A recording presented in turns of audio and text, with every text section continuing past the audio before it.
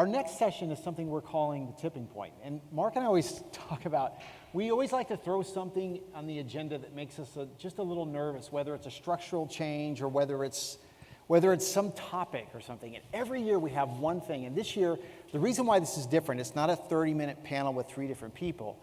It's sort of a fast discussion 3 different times with 3 different individuals called the tipping point. And what we wanted to know was, in a distributor's life, what was the tipping point that really drove you and your organization to change and improvement? So we have 3 different guests that we'd like to invite to the stage. Our first guest is a friend of mine named Nate Bailey. Nate Bailey is the president and founder of Ideation Creative Brand Management. Honored in 2022 on the Inc. 5000 list as one of the fastest growing private companies in America. Nate's worked with Intel, Comcast, Oracle, Salesforce, and what a journey you had, my friend. Thanks, man. So Nate, you had this major turning point in your life recently, and you were thinking of exiting the business. Yeah. You were considering selling. You were looking at all options because you weren't sure whether you wanted to grow the business at all. And when I asked you about it, and I've known you for years, I said, what was this change? And you said, really, the change had to do with yourself. What I learned about myself, I applied to the business. What happened? Yeah, so I was in a space now, looking back on it, kind of had an identity problem, was not feeling good about myself. And so kind of went through 2019 and 2020 and COVID and all that kind of stuff. End of 2021, I started doing a program called 75 Hard. If anybody's heard of it, I don't know if anybody's done it before. So I did 75 Hard. And in the process of 75 Hard, went about on kind of a mission to make myself feel better physically and spiritually and mentally.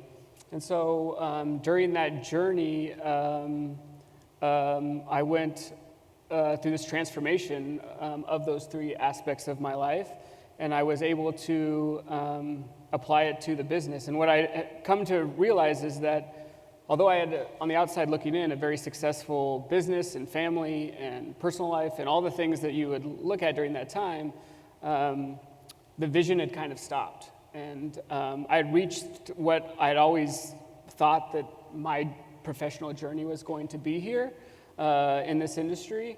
Multi-million-dollar business, good income, a house with a pool, all those kind of things.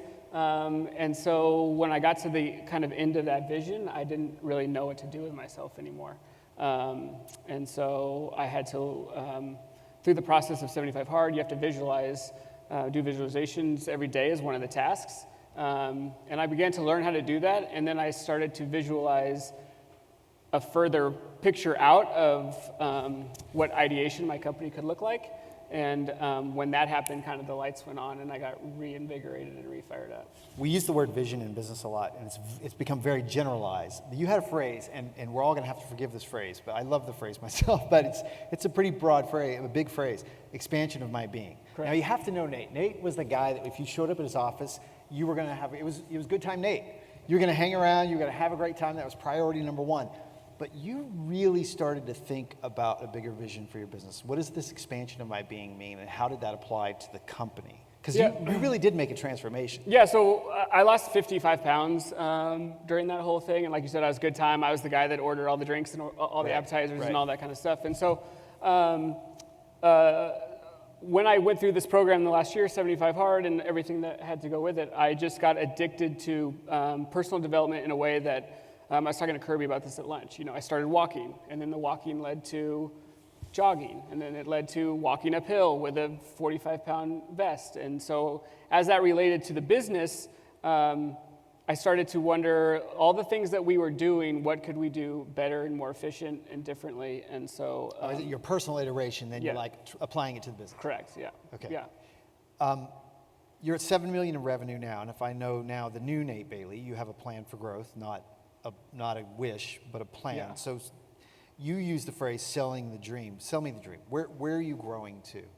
Yeah. So the new vision is to become what we heard earlier is to become an all-inclusive, all in-house, everything in-house business with decoration and fulfillment and kitting and all those kind of things.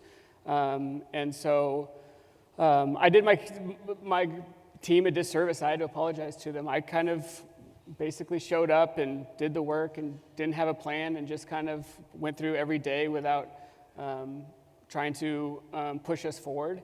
And so when I came up with the vision of where we were going to take us, I started to see what ideation would look like in its future, and stopped thinking about me and what that looked like, and started thinking about what my team and how it would impact my team.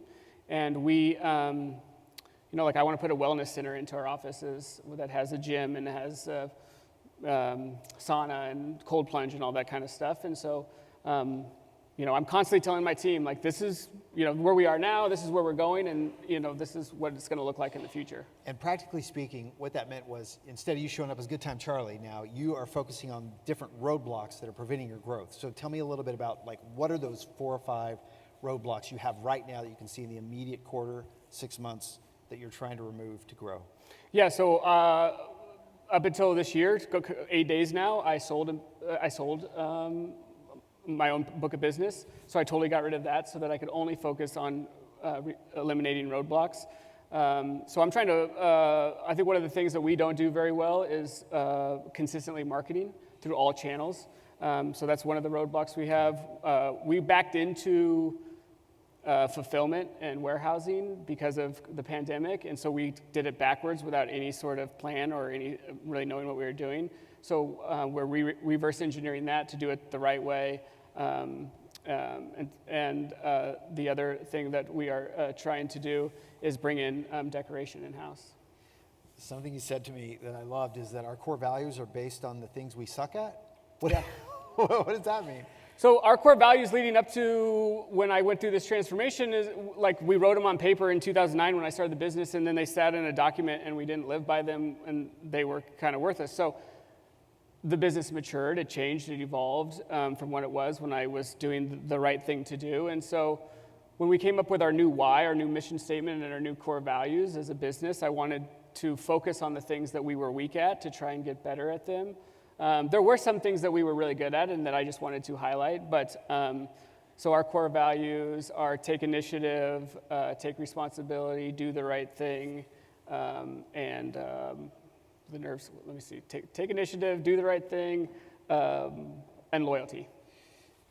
What does that look like practically on a day? Like you and your team are every week you've got your goals, you're working on things. How does that become a practical conversation in your business? The values. Value add. Yeah. So our why, our mission statement, because we wanted to do something that was more than like be exceptional or be creative or anything like that. So our mission statement, our why, is to make our clients look like rock stars. And so we build everything around the decisions that we make around the core values, and then we celebrate intentionally our employees that exemplify and work inside of those core values. And so we have an internal process through our Slack channel that we give each other kudos, and they earn kudos cash basically for doing something that matches with one of our core values, and then they get rewarded. We have a reward system through it. What does success look like for you now? Is this a threshold? Like, for years I've known you had numbers in your head. Yeah. When I hit this, when I hit that. What does Right. success look like for you now? Success for me now is taking this vision that I have of the business so that my team and my people have jobs and careers that satisfy them, that meet the personal goals and aspirations that they have. And, spending time not daydreaming about this, but visualizing what that looks like when I roll up to the office, what my people look like, inside the office, collaborating, what the office looks like. And then now I spend most of my time reverse engineering the steps to get to that vision. Give us an example. Example Of the reverse engineering those steps. Yeah, so one of the visions I told you I had is that, I drew out, so I have a drawing that looks down at the building of how it would flow, how the office is, where the spa wellness center is, where the decoration is, where fulfillment is. It's all planned out as if we've got the money to do it. And so I am constantly showing it and talking to it with my team. One of the things I talked about is the wellness center. And so to prove that I'm not just lip servicing, or to show that this isn't just lip service, this isn't just a dream, like we bought 2 massage chairs, and we're bringing in a treadmill, and so I can't build the elite first-class gym yet, but we're taking those steps to show that the vision is coming to fruition. Nate Bailey, thank you, my friend. Yeah. Enjoyed it. Appreciate it. Thanks. Appreciate it, buddy. Yeah, see ya. Stephanie Taylor, there's probably a few Stephanie Taylor fans in the house, created Hello Promo. I knew that was going to happen, Stephanie. Created Hello Promo in 2014 because she had a passion for helping brands build awareness and communicate their values. So welcome, Stephanie. 2020, in your words, knocked the wind out of you. In fact, you just almost quit, right? Were you thinking of closing the shop? What happened? I think Jamie and I were. Jamie's my business partner. Where Jamie, there she there is. You go. We had just gotten momentum, and I think we had creeped over the 1 million mark at that point. And then we were working with an agency to do a rebrand. We had just hired a new gal. There were like 4 of us on the team, I think. And then March 13th, it's like school shut down. And we're like, oh, shoot. Like, what are we going to do? We had to lay off the girl that we just hired like 2 months before. We laid off our team, like the other 2 people. And we're like, well, we started with nothing. Literally $250 each, and we bought some laptops and worked out of our spare bedrooms. And we're like, we can go work at Starbucks, it's fine, and we can still do this, like, it'll be fine, it'd just be us again. And, but holy shit, sorry, he told me not to swear. No. Who didn't get the wind knocked out of them in 2020? Right. And I think we were like, every 2 weeks, we're like, okay, 2 weeks, we'll be fine. We're going to be back in business. 2 weeks, we're going to be back. Well, it's like May, June, July starts picking up again, but it was scary. But in 2022, so you think of that threshold of sales that you'd hit. In 2022, you did that in the 12 months alone. Yeah. So you had this phenomenal return and bounce back and get this program. So part of this was due to a program you landed that included 7,500 employees would each get a piece of apparel, but here's the kicker. The client, I still read this and shake a little bit. The client has 350 different logos for 750 employees. Yeah. Everybody groaned, right? Everybody's like, who wants that? When you were faced with that opportunity, did you and Jamie struggle with that? Like, were you like, oh my God, are you serious? This is what we're going to do? What happened? I'm always like, Jamie, what do I do? Oh my God. She's like, let's just do it. So we broke a few embroiderers, got fired by a couple of people. Oh, I see. They fired you, you ran through them. Oh yeah, we had a phone call one time and they were like, oh, we just think you're too big for us. I'm like, what? But until I didn't know, like we're hogging up their machines doing one logo at a time. And right. Yeah, they didn't want us. Now, that's some business that some people in this room would run away from. But you were like, I think we can actually craft a niche out of this business, and you decided to do that. Yeah. And now you've actually created a path forward where you're going after more and more of that business. Yeah. And what does that look like? I mean, we've learned a lot. Yeah. And I'm kind of like jumping ahead a little bit. No, go ahead.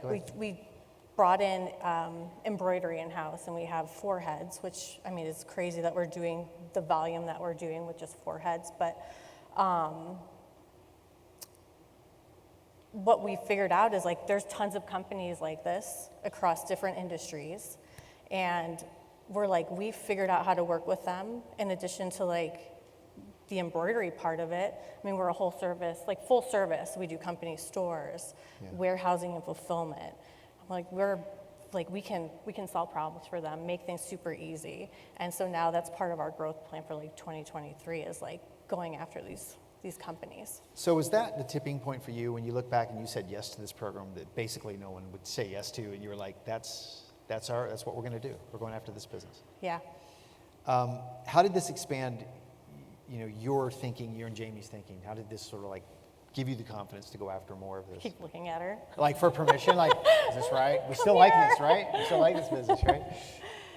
Can you ask me that again? Sorry. Yeah. How did this change you as an entrepreneur? Because you went from almost closing the doors to now doing $1 million in 12 months, and that was a phenomenal turnaround. I mean, we have a warehouse and office, and we have in-house decoration. We went from like 4 people to I think we're at 11 now. Yeah. It just forced us to grow, Right. but we didn't back down. So you carved a niche now. You're going after that business specifically. You're targeting that business. So you're doing that online. How are you doing that? Yeah. So right now we're building out a new demo, like a demo store, so that we can start going after that business a little bit more proactively too. But we're doing, I think, we have a few different verticals within our company as well. So we have the company store division with the warehousing and fulfillment. And then we also have our own e-commerce. And then we have like traditional, like sales, right? So we're gonna start doing a drip campaign though for the, to grow the company store division. Okay. But also like going after investment companies because they have these people that we wanna work with, and like just good old cold calling. Yeah, that's awesome.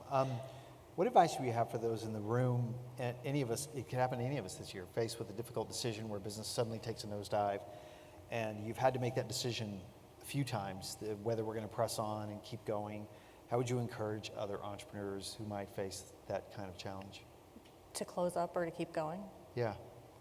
I would say just keep going. Like just push. Like evaluate like what your strengths are, and then focus on, growing that. So like we're working on our processes for the company stores, and so that we can keep bringing on that business and just pushing forward. We know what we're good at now.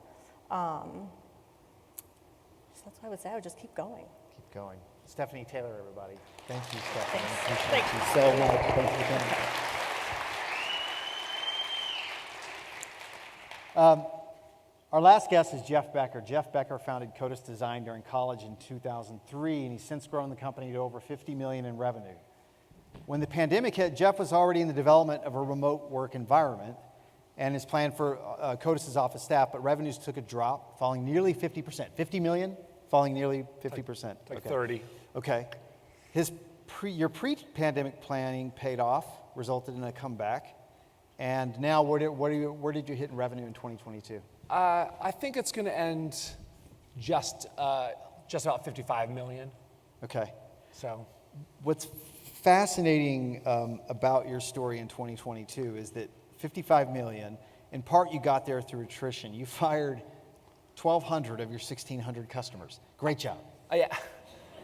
I went back and actually looked at the numbers after talking to you, and I think we fired like about 950. It was about $6 million.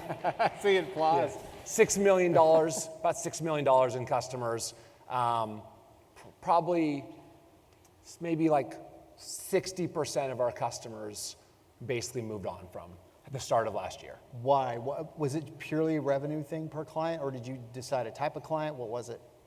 Yeah, I mean, we looked at the size.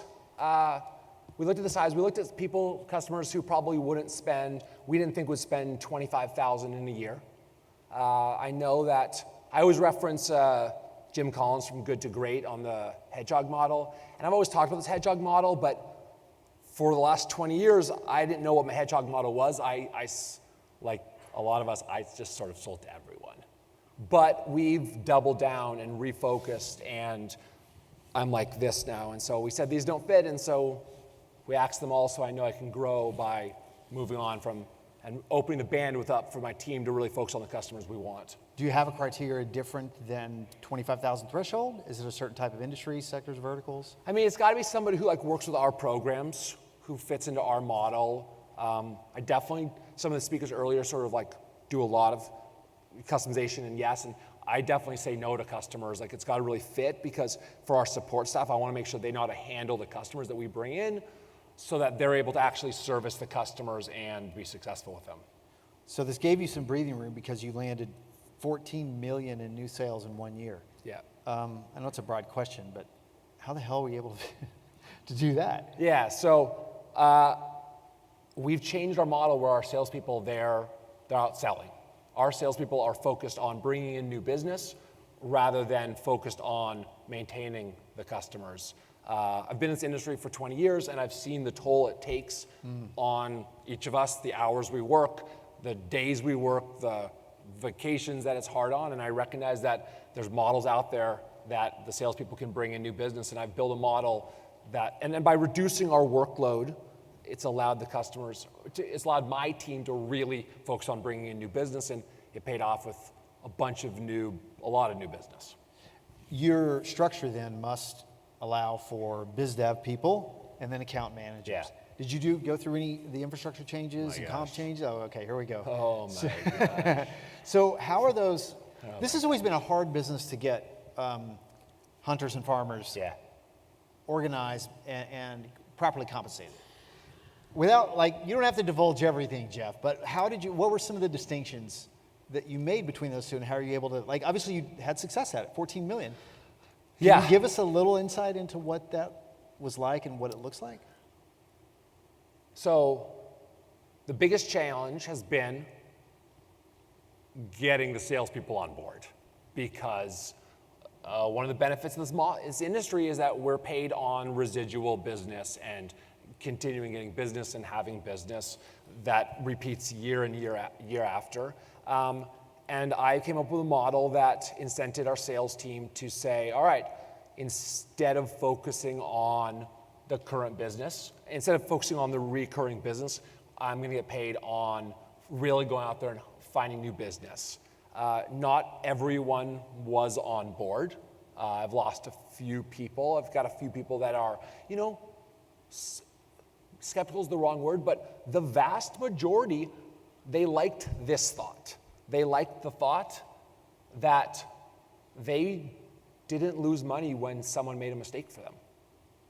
How many of you are frustrated when an assistant or a support person makes a mistake, not even necessarily their fault, and it financially impacts you?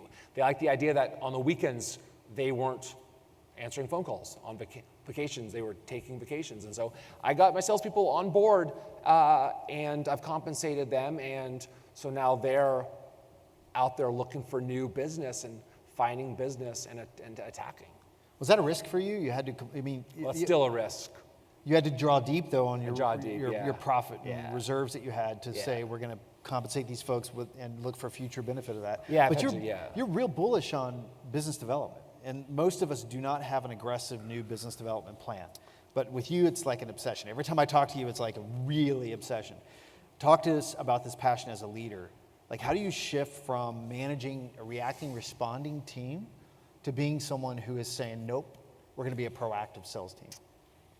Yeah, last year, we dropped 6 million. I picked up 15 new million, but I also lost some other business and customers that are, we're in aggressive markets. I lost some business from customers not buying, and I know that's going to happen at some point. I know things are going to change, and I am, neurotic or crazy or, you said something, I'm like something optimistic. You said some phrase to me, I'm super optimistic, but I'm also very, I don't know, he's more eloquent than I am. But it's this sort of paranoia that if I have to keep getting new business. And the reason I have to keep getting business is because I want to build this incredible product. And to build this incredible product, I have to make sure that I'm bringing in new business. I'm always fearful that there's the next CODIS. Look around this room. Every single one of you is working on this, and I'm fearful that, I'm just fearful that people are coming, so it just pushes me and drives me every single day to look for new business and keep going. So much so that when I tell Jeff about this premise being the tipping point, he's like, I don't want to talk about yesterday. I don't want to talk about what the transition in my business. I want to talk about tomorrow. And this I want to repeat a phrase you said to me verbatim. I used to have a hope to hit 1 billion. Now I have a plan, a literal plan. So give us a glimpse at what the future growth trajectory looks like. Time frame, investments required. Broad brushstrokes. Yeah, if I can pick up $15 million in new business a year, and then it can add on top of each other. I don't know, maybe 17 and a half years I could hit $1 billion. One of my sales directors said to me, like in the meeting, this idea came from him, I have to give him credit. It was like 2 months ago, he says to me, he goes, Jeff, like, what would it take to get to $1 billion in sales? I'm like, no, that's not possible. He's like, no, but Jeff, like, what would it be? So I was like, okay, well, take out my phone, I start running some numbers. I'm like, I mean, maybe.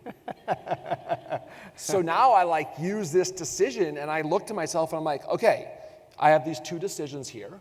Which one is more likely to get me to $1 billion? And I used to say if I was venture backed with VC money, what would I do if I had VC money? Like just like a bunch of money, what would I do? But now I say to myself, which one of these 2 decisions is gonna help me get to $1 billion? And it takes about a nanosecond to actually figure out which one should I do. And now with my plan, and sort of like this like sort of 17 and a half year plan, I have other people in my organization, they say the same thing. They're like, hey, Jeff, here's the thought, this will get us to $1 billion faster. And it's not even really a discussion of like, which one should we do? That's just the direction we're going because we're all aligned on which way we're trying to go. And it's more of like, I think like a guiding light than necessarily like I have to get there. But it's like it's amazing to have like this sort of clear directional plan to lead us in a way. And I love the story where you actually did the math and said, oh wait, we grew by 15 million, we could actually pull that off. You're a fierce optimist, but you're also not real Pollyanna about it. You're practical, but obviously fiercely determined. What would you say is the most important trait that has helped you think forward? Because I think thinking forward is one of the hardest things for us. We're optimistic people in this room, but thinking forward as a planner is a big difference. What do you think is the most important trait for us? I mean, I think that you need to spend enough time like walking away from like your current each and everyday life on like what's going on and like really say, okay, all right, I think the most important thing is to have a clear like vision of what you're doing and like where you're going. Like I'm so on mission statements because I think they're kind of fluffy. I have like a 2-pronged approach in my business, like these 2 goals, and we're like always just looking at these 2 goals of like of where to go. It's not so much for me like I care about like making all this money or growing a ton. It's more about like working towards something and like, I don't know, there's like just this drive to doing something. And I've just realized that if I have this plan, we're all like, my whole team, we're like running in this direction. And some people aren't on board. And honestly, that's not a bad thing. I'm like, hey, we're just different. But like, I've recently become so focused and we're all so moving in the same direction together. It's like, it's so inspiring for me. It's even inspiring. I'm like sitting here like sort of getting excited just like thinking about this. Because like I've spent so much time like trying to figure out what to do, and now I like have this like clear vision of where we're going, and I feel like I'm actually like doing something, and I'm actually like making progress and working towards something. Concrete realities versus just I hope and wish that we get to that kind of number. Jeff Becker with Codis Design, everybody. Thanks, buddy. Appreciate you.